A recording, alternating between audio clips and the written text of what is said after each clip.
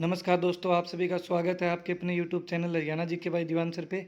आज हम पढ़ेंगे कुछ महत्वपूर्ण इंपॉर्टेंट क्वेश्चन जो कि आने वाले एग्जाम की दृष्टि से बहुत ही इंपॉर्टेंट रहेंगे। देखिए, इस क्लास में कम से कम 30 से 35 क्वेश्चन कवर किए जाएंगे। और जितने भी बच्चे वीडियो को देख रहे हैं सभी को बता दूं, जो एग्जाम बोर्ड एप्लीकेशन है उस पर भी 50% ऑफ चल रहा है। कोई भी कोर्स ले सकते हो, वीडियो कोर्स की रिकॉर्डेड क्लास रहेगी। तो आज का पहला क्वेश्चन आपके सामने स्क्रीन पे है कि हरियाणा के किस शहर में सबसे पहले मेट्रो रेल पहुंची थी। तो भाई, मेट्रो सबसे पहले हरियाणा में गुरुग्राम में 2010 में पहुंची थी। तो याद रहे, गुरुग्राम में 2010 में। आप कमेंट बॉक्स में बताओगे कि भारत में सबसे पहले मेट्रो कब और कहां चली थी। क्वेश्चन नंबर 2 आपके सामने रहेगा, ग्रीनिंग ऑफ हरियाणा नामक वृक्षारोपण योजना की शुरुआत कब हुई थी।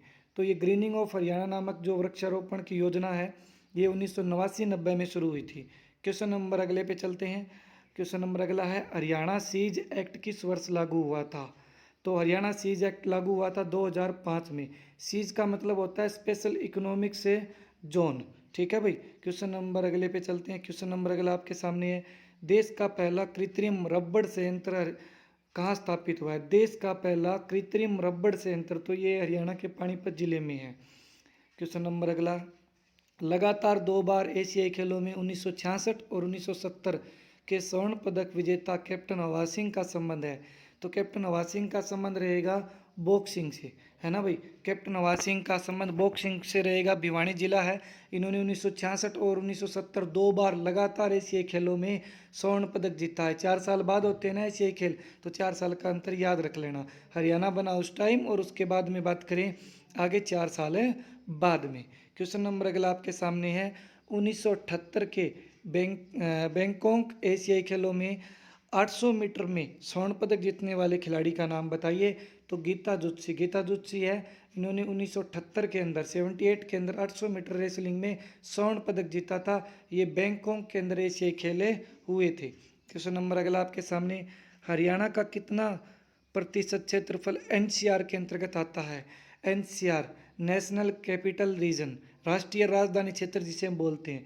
तो हरियाणा का 57% भाग, ऑप्शन में 57 कहीं नहीं लिख रखा भाई, बाय द वे मिस्टेक रहेगी। ठीक है, यहाँ आप कर लेना। 57% भाग है वो एनसीआर में आता है। और एनसीआर में कितने जिले आते हैं हरियाणा के?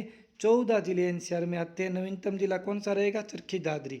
उससे पहले करनाल और जींद को शामिल किया गया था। क्वेश्चन नंबर अगला आपके सामने रहेगा, मिट्टी के आधार पर डॉक्टर जसवीर सिंह ने हरियाणा को कितने भागों में बांटा है। तो डॉक्टर जसवीर सिंह है, इन्होंने मिट्टी के आधार पे हरियाणा को डिवाइड किया है। एक बात तो ये याद रहे, मिट्टी के आधार पे है कितने भागों में? 8 भागों में। कई जगह 6 भी मिलेगा, लेकिन सही डाटा ऑफिशियल डाटा क्या रहेगा? 8 भागों में डिवाइड किया है।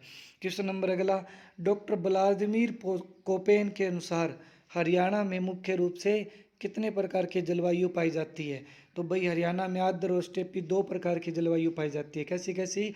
आर्द्र और स्टेपी जलवायु। ठीक है, स्टेपी मतलब कांटेदार वाले जो झाड़ियाँ वगैरह होती है वो स्टेपी में आती है। आर्द्र का आपको पता ही होगा। क्वेश्चन नंबर अगला आपके सामने, महाराजा सूरजमल जाट स्टेडियम हरियाणा के किस जिले में है। तो सूरजमल जाट स्टेडियम हरियाणा के किस जिले में है? सूरजमल जाट स्टेडियम रहेगा आपका कैथल जिले में। याद रहे किस जिले में? कैथल में। सूरजमल है ना, हरियाणा में जाटों का अफलातून कहते हैं सूरजमल को। और सूरजमल की शादी है ना किशोरी नामक महिला से हुई थी, जो कि होडल पलवल की रहने वाली थी। और किशोरी महल भी कहाँ रहेगा? होडल पलवल में रहेगा। क्वेश्चन नंबर अगला आपके सामने रहेगा, नीलम यूनिवर्सिटी हरियाणा के किस जिले में है। तो नीलम यूनिवर्सिटी हरियाणा के कैथल जिले में रहेगी। किस जिले में रहेगी नीलम यूनिवर्सिटी? हरियाणा के कैथल जिले में। अगर हरियाणा में आपसे यूनिवर्सिटी पूछ ली जाए ना, तो दोस्तों हम 34 यूनिवर्सिटी पढ़ रहे थे हमेशा से ही। लेकिन जो अभी 2021 और 22 का हरियाणा गवर्नमेंट के द्वारा जो बजट पास किया गया उसमें यूनिवर्सिटी की संख्या 35 दिखा रखी थी। नाम नहीं दिखाए थे, लेकिन 35 यूनिवर्सिटी के बारे में सीएम ने बताया था कि हरियाणा में 35 यूनिवर्सिटी है। यानी 34 यूनिवर्सिटी तो हो जाएगी अपनी, ये हरियाणा वाली एक हो जाएगी केंद्रीय यूनिवर्सिटी। ठीक है, अगला क्वेश्चन आपके सामने रहेगा जो जयंतपाली महेंद्रगढ़ में, किस नदी का उद्गम मोरनी हिल्स पंचकुला से होता है। तो भाई, टांगरी नदी का है ना उद्गम है ना वो मोरनी हिल्स पंचकुला से होता है। टांगरी नदी की लंबाई है ना दोस्तों कितने किलोमीटर रहेगी? 70 किलोमीटर। और मारकंडा की 90 किलोमीटर लंबाई रहेगी। घग्गर की 250 किलोमीटर लंबाई रहेगी। याद रही, कमेंट बॉक्स में बताओगे। सोम नदी की लंबाई कितनी है? ऑप्शन है आपके सामने 15, 40 और 9 इनमें से कोई नहीं। कमेंट बॉक्स में आज का दूसरा क्वेश्चन आपके सामने है। क्वेश्चन नंबर अगला आपके सामने, गोगा नवमी का त्यौहार प्रमुख रूप से हरियाणा के किस जिले में मनाया जाता है? तो गोगा नवमी का त्यौहार हरियाणा में गोगा नवमी को बनाया जाता है। ये हरियाणा के प्रसिद्ध करनाल जिले का प्रसिद्ध है। ठीक है, किस जिले का? करनाल जिले का प्रसिद्ध है। गोगा नृत्य भी बोलते हैं, करनाल का प्रसिद्ध है। क्वेश्चन नंबर अगला, पंजाबी सूबे, ये सूबा सूबे नहीं है, पंजाबी सूबे के लिए फतेह सिंह ने आमरण अनशन का 25 दिनों का अल्टीमेट सरकार को दिया था। कब दिया था ये 25 दिनों का अल्टीमेट फतेह सिंह ने पंजाबी सूबे के लिए कि पंजाबी सूबा बनाया जाए? तो ये बात है दोस्तों 1965 की। कब की बात है? 1965 की। क्वेश्चन नंबर अगला आपके सामने, हरियाणा को अंतिम रूप से मंजूरी देकर है भैया, मंजूरी देकर कब बिल पारित किया गया? तो हरियाणा को बात करें अंतिम रूप से मंजूरी मिली थी पंजाब पुनर्गठन विधेयक के तहत। तो ये मंजूरी मिली थी दोस्तों 18 सितंबर 1966 को। 18/9/66 याद रही। क्वेश्चन नंबर अगला आपके सामने स्क्रीन पे रहेगा कि पंजाब पुनर्गठन विधेयक पारित हुआ था। कौन से नंबर का पंजाब पुनर्गठन विधेयक पारित हुआ था? 18वां ये विधेयक था। कौन सा विधेयक था भाई? यानी विधेयक का मतलब संवैधानिक संशोधन कौन सा था?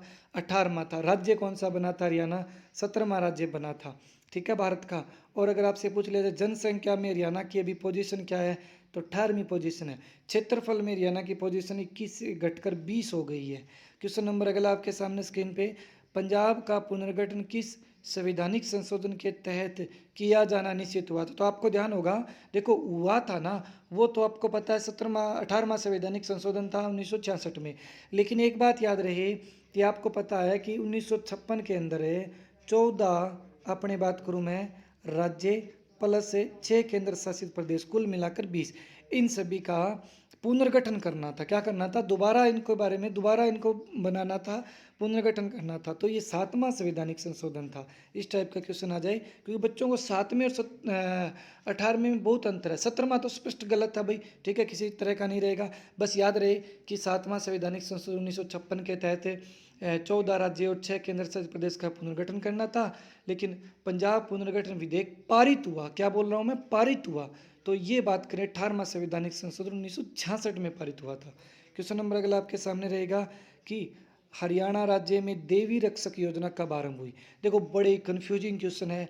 देवी रक्षक, और बात करूं मैं, एक आपके सामने देवी रूपक आता है। क्या आता है दोस्तों? देवी रूपक। ठीक है, तो रूपक में आप रूप पकड़ो, रूप मतलब दो का रूप। तो देवी रूपक आए ना, तो 2002, 2 और 2 का रूप एक जैसा है, तो रूपक आ जाएगा। रक्षक आ जाए ना, तो इसके अगले साल है देवी रक्षक। तो इस क्वेश्चन का राइट आंसर क्या रहेगा? राइट आंसर रहेगा 2003 देवी रक्षक और देवी रूपक 2002। ठीक है, क्वेश्चन नंबर अगले पे चलें। अगर भाई वीडियो पसंद आ रही है ना, पढ़ाया हुआ डाटा मतलब मज़ा आ रहा है पढ़ने में, लग रहा है कि ऑफिशियल डाटा पढ़ रहे हैं, तो वीडियो को लाइक ज़रूर कर देना और शेयर कर देना। ज़्यादा से ज़्यादा कमेंट करके, कोई मेरी मिस्टेक लगे, आपकी कोई और मांग हो तो ज़रूर कमेंट बॉक्स में बताना। क्वेश्चन नंबर अगला, माउंट एवरेस्ट है ये, नरेंद्र यादव कहाँ के रहने वाले हैं जिन पर माउंट एवरेस्ट पर नहीं चढ़ने का आरोप लगा था?